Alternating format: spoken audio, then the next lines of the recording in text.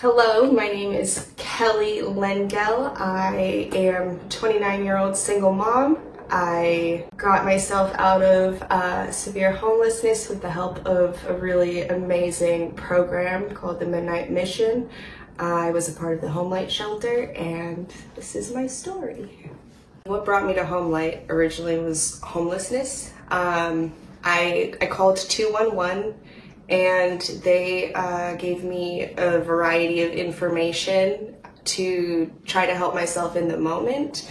But the one piece of information they gave me was to look into the Homelight Shelter and the Midnight Mission, and that is exactly what I did. I started experiencing homelessness for the first time in 2017. About 3.5, 4 years.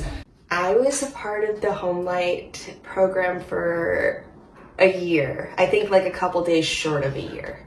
Homelight changed my life because it was the first place full of people that was a safe support system that actually wanted to see me succeed. Nobody had this ulterior motive to try to get something else from me in return. They literally just wanted to see me get on my feet and work the program in such a way that allowed me success and stability in my life for myself and my son.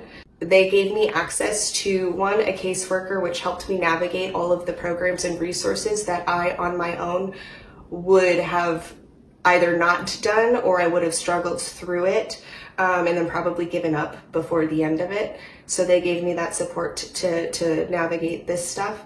They gave me a roof over my head. They gave me basic rules to follow, but it was the structure that I needed, like how to save money and taking classes, getting involved in recovery, substance abuse counseling, different stuff like that.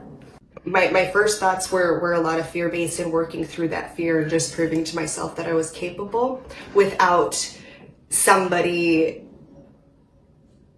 watching over my shoulder to make sure I'm doing what I'm supposed to be doing. And how do I feel now? I'm so unbelievably happy. I'm impressed with myself. I'm grateful because of the fact that I have this opportunity, because I have a safe space to explore healing and explore growth and explore my recovery. I'm able to do these things and grow past a point that I didn't think I was able to grow past, all because I have a stable foundation. The resources I'm most grateful for is most definitely helping me get a housing voucher, because again, things I was unfamiliar with. I didn't know that I qualified. I didn't know anything about any of that. And it's the #1 key that helps me with the stability that I have today in my housing. Coming into the shelter, like I said, I didn't know anything about recovery, and now I know that there's harm reduction. I know that there's smart recovery. I know that there's Canna recovery. I know there's just so many different outlets, and I wish I knew that sooner, and I wish that more people had the knowledge that there are so many other options, because when you have options, you're more likely to save your life, and that ultimately is the goal, I think, in recovery. So there have been multiple people, but I'd say the #1 diehard person fighting for me to fight for myself is Ricardo Rosales, and he is the program director. He said things throughout my time there that just stuck with me. He took chances on me when I wasn't even comfortable taking a chance on myself. And he saw potential in me and so many other people, and he went out of his way to make sure that we made it. But I'd be lying if I didn't say that Gladys was right there, and Carmen and all the people who make Homelight happen. It wouldn't happen without everybody. So since I've received housing, I am working on a few different things. One of those things is I am writing an autobiography, because something in recovery is you can only keep what you have by giving it away. And as a mom who struggled with homelessness and financial stuff and all that, the best thing that I can give is my story.